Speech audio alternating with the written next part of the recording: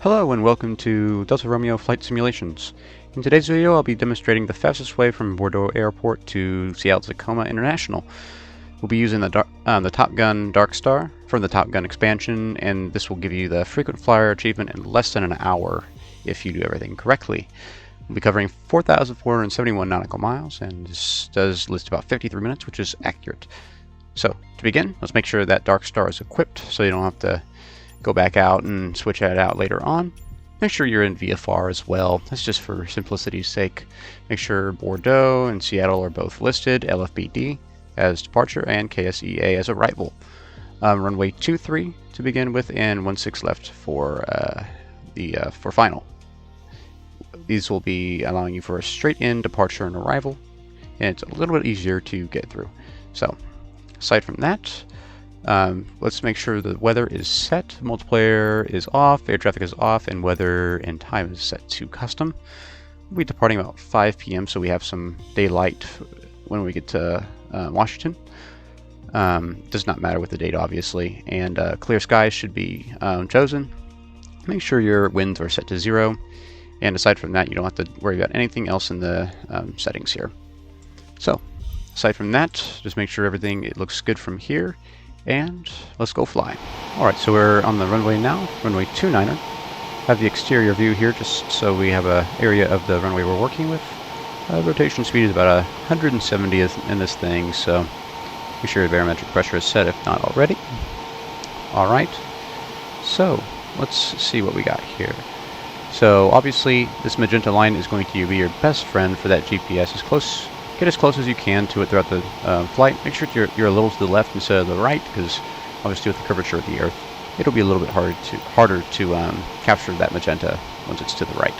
So let's go inside the cockpit here, and let's put up the VFR map. That'll be your best friend as well. Make sure to zoom in and out. Make sure you're about 200 nautical miles out. You'll see why very quickly. And make sure your weight and balance is up so you can refuel. So refueling is going to be really big in this, so you can make it all the way over there. So, because if you don't refuel, you will likely have a power failure, so engine failure. So, all right, so parking brake is engaged currently. So let's go ahead and take off. Parking brake is disengaged. Full military power. Afterburner is engaged. Okay, airspeed is alive. Rotate, and we have a positive red climb. We're going to look at this Mach meter. We're going to be looking for about Mach 1 to begin with, and we're going to ascend to about 35,000, 40,000 feet here. So we obviously have that distance we have to cover, and we have that magenta line. If you want to, you can obviously get this a little closer using this up and down arrow. So, okay, so we're just going to start turning that heading. Gear up as well. We're at a good height now. Very easy to forget, so make sure that's disengaged. Well, gears up, and the spoilers are disengaged as well. So as we ascend, let's go through this if you don't know how to already. Obviously this is the scram valves and stuff. This is what will enable it once all these are ready. So once we hit about Mach 3, the scram jet will be enabled. To set that up, we'll hit left scram, don't do this yet, left scram, right scram for both of those valves. You'll hit that fuel cell, and then once you hit Mach 3, scram jet will be enabled. So, but we have to get to that speed real quick. So again, we're about Mach 1, about 20 degrees pitch. That's what we're looking for right now. All right, and make sure to make that a little bit of that bank so you can start turning that heading. You don't want to get too far off it too early. So timestamps will be throughout this video as well. They should be already listed throughout the video and in the description and comments below.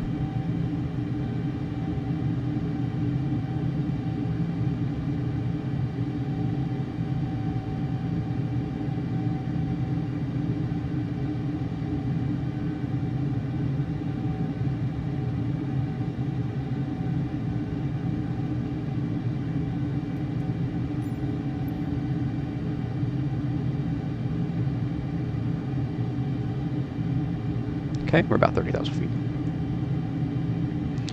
35. Alright, so we're going to start pitching down now. You can go inverted for this maneuver, but I don't really see a benefit in it, so I'm just going to pitch down. About 10 degrees will be good.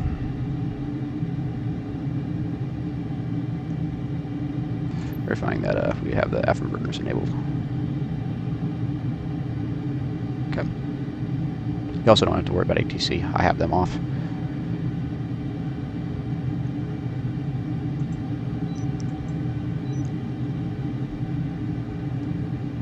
Mach 1.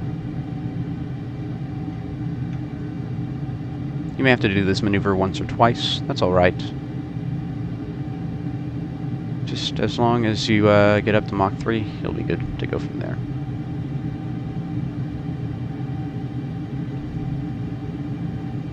I could probably put a little bit more pitch down. There we go. You don't need to be too afraid. You still have at least a minute, almost 2 minutes now this time, so.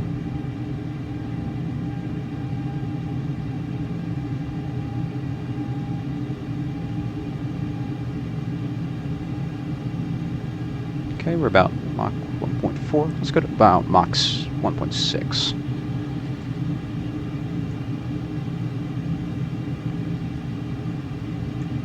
And we're going to start pulling up. We're going to pull about 1.2 Gs, barely even pitching up. I have my yoke in my hand, and I'm barely pitching up. You don't need to be afraid of plunging yourself into the water. You still have a couple dozen thousand feet here, so. And then, yep, we still have that positive rate of climb. We're going to pitch that up to about 10. You can pitch it up to about 20 if you want to, but you just want to keep that momentum going so you can get to Mach 3. And let's do our pre-scramjet check. So left and right scram valves are engaged. This Windows key, again, is the fuel cell. Make sure that's engaged. Make sure that goes up to 400. Looks good. Everything is normal. And put that flap up here so you can have this switch here. Don't click that yet. I mean, if you do click it, it's just going to make that alarm. So, and we hit Mach 3. As you can see, it'll now be engaged. And, well, this is where the fun begins. We're going to ascend to about 100 to 120,000. In that range, you should be fine. If you go a little higher, you'll start to lose airspeed. So just make sure you're within 100 to 120. Do not get below 80,000. You will begin to lead off that airspeed extremely quickly. So, yep, everything is normal. Left engine and right engine valve are disengaged. About 64,000, climbing 42,000 feet per minute. That's exactly what we're looking for.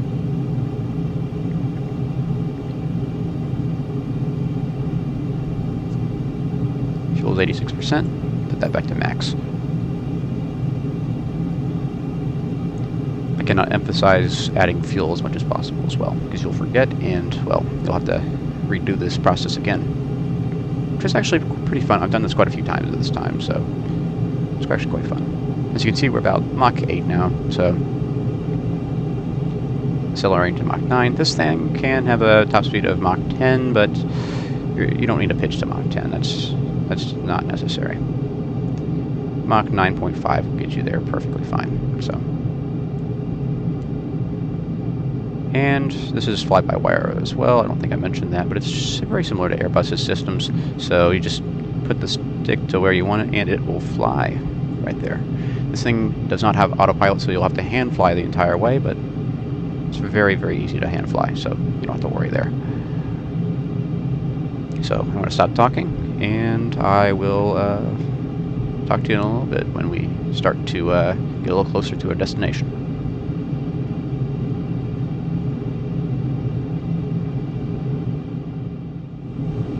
Alright, so we've been flying for quite a while now. We have passed the Atlantic Ocean for now. We're passing the northern Canadian islands currently. We're still maintaining about Mach 9.9, 102,000 feet, mean sea level. I've been keeping an eye on the fuel, obviously, and we've been capturing that heading quite nicely. The heading and the magenta line, I should say. So, we're still keeping it in that max power.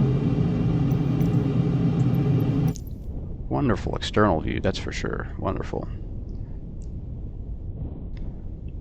This will be your first checkpoint with these Canadian islands, though that'll mean you're about halfway through, so...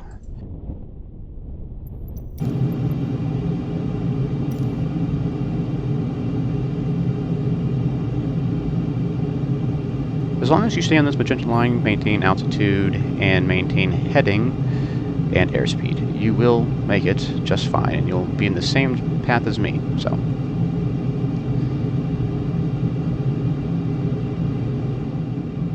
Alright, so it's been about 5 minutes, maybe a little bit less. And as you can see, we have Yankee Echo Kilo right here. This little landmark right here lets you know that you are now entering mainland Canada, and you are nearing the tail end of your journey. So, at this time, make sure you're as close to this magenta line as possible. As when you start deviating more and more from it, it's going to be very, very, very hard to get on final for this. So just make sure you're as close to this magenta line as possible. As you can see, I'm a little bit to the left. So all I'm going to do is kind of correct for that and start going straight and level, so I can intercept it a little bit later. So, aside from that, again, just be making sure all your systems are maintained, your altitude is maintained, and your Mach is still at least Mach 9.5. So, aside from that, we'll keep going until, I'll say, about 700 nautical miles out, and then we'll prepare for our descent. I'll see you then. Alright, so we are just under 600 nautical miles from our destination at Seattle. A nice landmark you can use to know that you're about 500 nautical miles out is this cluster of airports here. So KZVL, CPL6, etc. It's going to let you know that, hey, you're coming up to 500 nautical miles. So, we're coming into the last portion of this flight. So what you're going to do is go to external view. And first of all, we're going to close this off. Take this out of the way here, make sure that we have a nice altitude. So altitude here for touchdown is about 400 for Seattle, so we'll make sure to bug that. And our runway is again 17. And okay, heading bug is set. And make sure to capture this magenta line at this time as soon as possible, because this is going to be your kind of last chance to get this without overshooting final. So make sure that your fuel is again full and you're keeping an eye on all your systems.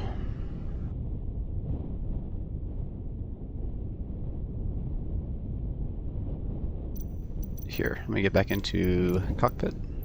Turn that off. So again, we're for about 400 nautical miles out. So what we're going to do is we're not going to touch anything in here. Do not press any of these buttons aside from this. This is what we're going to use, but don't press it yet.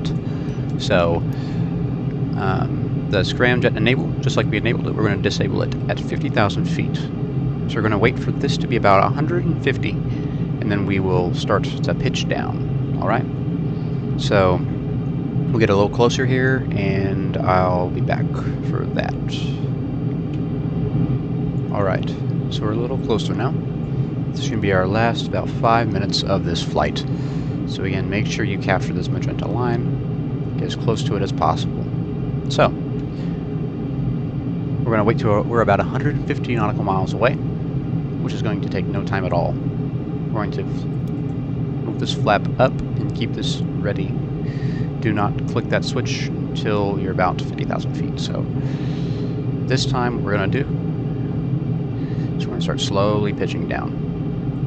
You see how I'm ascending right now? I'm going to just start pitching that nose down.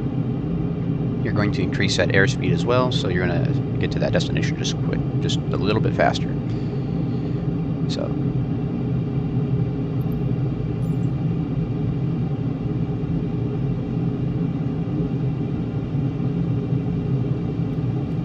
make sure your fuel is full this time, because we're going to turn this off now. You should be filled, so you'll be fine. As you can see, we're almost at Mach 10 now. This is going to be the full Mach run, if you want to call it like that. We're not going to actually try to do the full Mach run, we're just simply trying to descend as fast as possible. So I'm just going to start pitching down even more. Even more.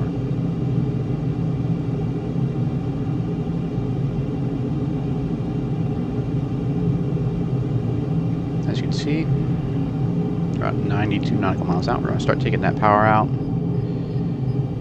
And we are drastically decreasing our airspeed, which is exactly what we're looking for. We're looking for 50,000 feet. Obviously, if you need to do this next portion in stages, do that. Go ahead and use active pause. That will not count against you. Okay, just keep pitching down. Don't forget pitch down more than 10, because obviously you need to pitch back up, and if you pitch too drastically down, it's going to be very hard to fix this.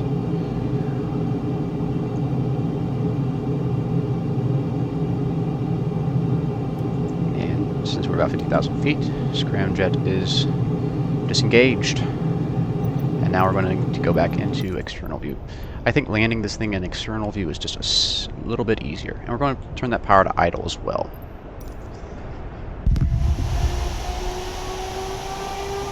We're just going to bleed off all that airspeed. As you can see, we're about 1,000 knots of airspeed. We're trying to reduce that to about 400. So just keep that pitching up. Keep that angle of attack just slightly up, bleeding off all that extra airspeed. Start zooming into that map here a little bit as well, so we can see where we're at in relation. This is not exact, so make sure to be looking out for that airport about this time. Again, see that vertical speed, you just want to start decreasing that slightly. Okay, so in this case we're a little to the right here, so it's alright. So you can see we're about 600 knots. That's exactly where we want to be at this time, just slowly decreasing that airspeed. Don't get any slower than about 250 though. At least until you're ready to land. Just verifying that that's on idle. Looks good. And we're going to be looking out for our lights now. So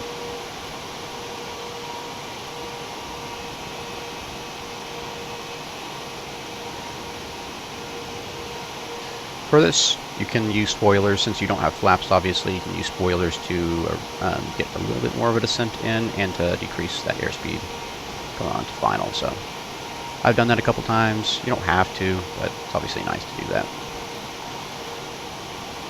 Okay, so we're going to put that gear down. As you can see, the gear has been engaged. Looks good. And we're just going to maintain about 250. You can put that gear down anywhere from about, I think it's 400. So, as you can see, we got that runway in sight. We're going to go far, far left here. So, we're kind of on extended base to final. This is where you have to be very precise here. So, make sure to use those happy lights. Make sure to have it maybe about 3 to 4 white, because this thing likes to sink.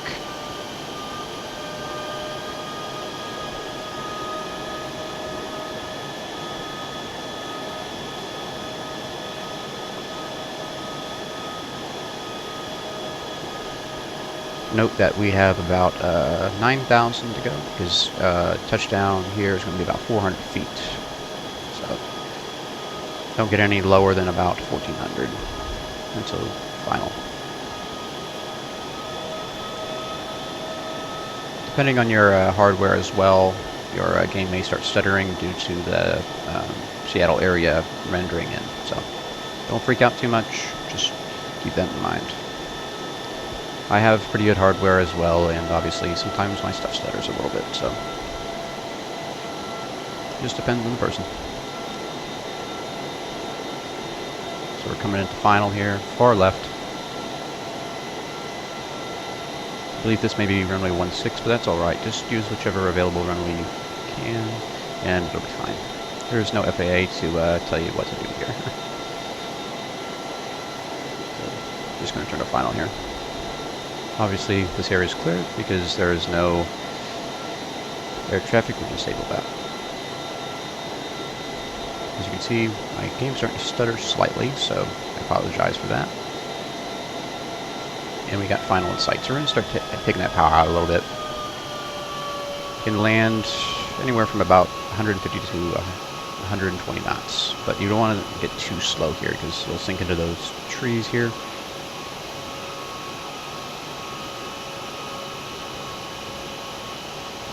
You want to keep a nose up attitude when landing as well, so we got those patches in sight as well, so. Okay. There's a couple airports around here, so just make sure you can land on the correct one. Okay, we got 2 white, 2 red.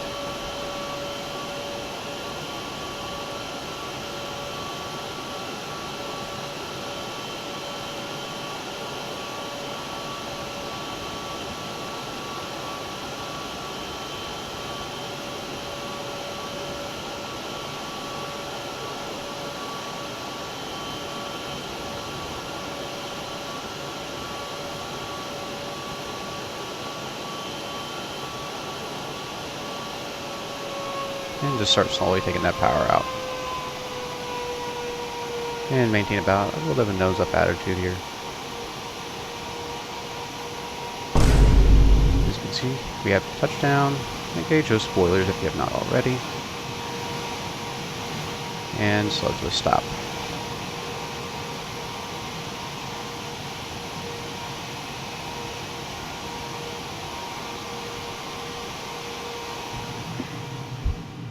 Okay, at this time, it doesn't really matter if you get off the runway or not. You can power it down just on the runway here, so that's what we're gonna do. So all you gotta do is turn off these generators, click these engine reset buttons, hold those for a couple seconds each. You're gonna have that dramatic decrease in temperature for the exhausts, and all you're gonna do is left engine, right engine, turn off your VFR map obviously if you wish. Turn off all your systems, and now all you gotta do is, there you go. I really appreciate you watching this video today, so make sure to like and subscribe and leave a comment below. This is my first video of many videos I'm going to post, so make sure to subscribe and look out for that. If you have any comments, concerns, criticisms, any of that, just again let me know in those comments below. This is a new channel, so obviously I'm here for any of the help I can get. So I do appreciate your support here, and make sure to share this channel as well. Aside from that, thank you and good day.